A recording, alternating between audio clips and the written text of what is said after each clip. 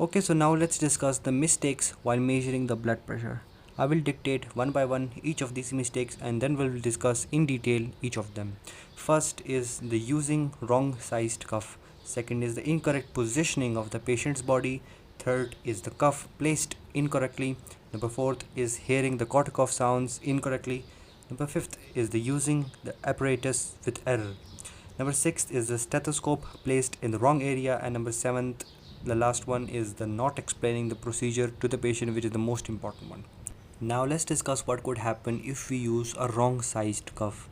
If we use a too much narrow cuff, it can overestimate the blood pressure reading, and if we use a too much wide cuff, it can underestimate the blood pressure reading. Now, how can we correct this? A practical and quicker way to quickly and properly estimate a properly sized blood pressure cuff is to pick a cuff that covers about 2/3 of the distance between the patient's elbow and his shoulder. Also, we have to carry about 3 cuffs in different sizes. First is the large adult size cuff, which is used for bariatric patients, that are the obese patients. Second is the regular adult sized cuff, which will cover almost any type of adult other than the obese patients. Third is the pediatric cuff, and we will need multiple sizes in them as it covers the patient from birth till age 16 to 18. Now let's discuss what could happen if we incorrectly position our patient's body. So to accurately access the blood flow in an extremity, the influence of the gravity must be eliminated. But how? It could be done by accurately positioning the patient's body and his or her extremity that is being measured for blood pressure. The patient should be seated upright and the extremity should be at the level of the heart. Why? Because if it is below the level of the heart, the blood pressure recorded will be falsely low, and if it is above the level of the heart, the blood pressure recorded will be falsely high. So number third is the cuff placed incorrectly. Here we will see what mistakes we have to avoid while checking the blood pressure of our patient. We will have to double check the following instructions. Number first is the cuff should be placed in the upper arm of our patient. This is indicated for when we check the blood pressure of the arm, of course. Second is the cuff should be wrapped around the bare skin of the extremity. It shouldn't touch any type of clothing.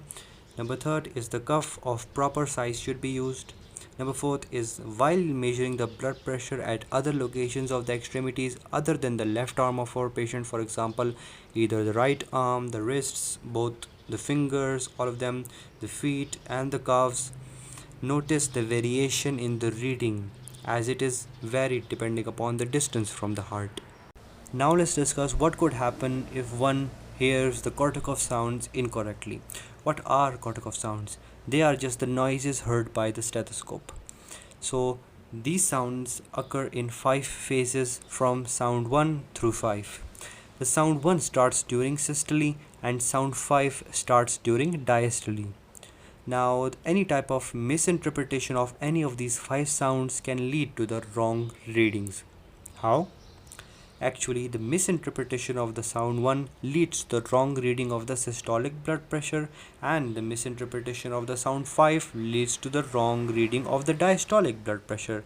And also, if one does not properly interpret these normal readings of the heart sounds, how can one notice the abnormal heart sounds?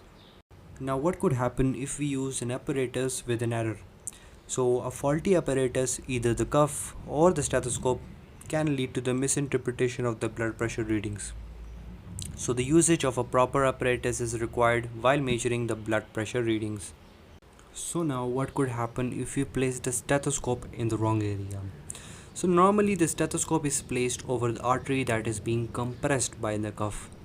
And as the blood pressure is not measured only through the brachial artery of the left upper arm, it can also be measured via the right arm, both the wrists, all fingers and both feet and both calves.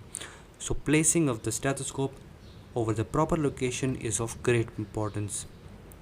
And we should avoid the placing of the stethoscope over any type of cloth.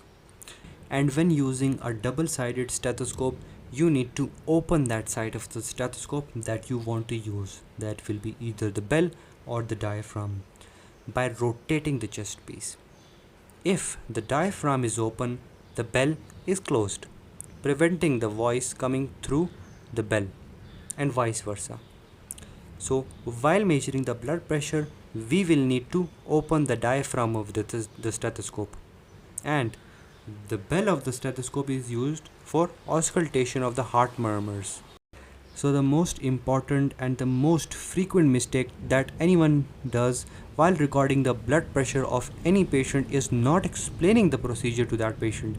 So, explaining the procedure to the patient is the most important step while recording the blood pressure reading, because of the fact that patient being anxious while recording the blood pressure can disrupt the readings, so that the procedure should be properly explained. Also, the other step should be also explained. For example, the legs should be uncrossed, as crossed legs increase the systolic pressure by 2 to 8 millimeter of mercury.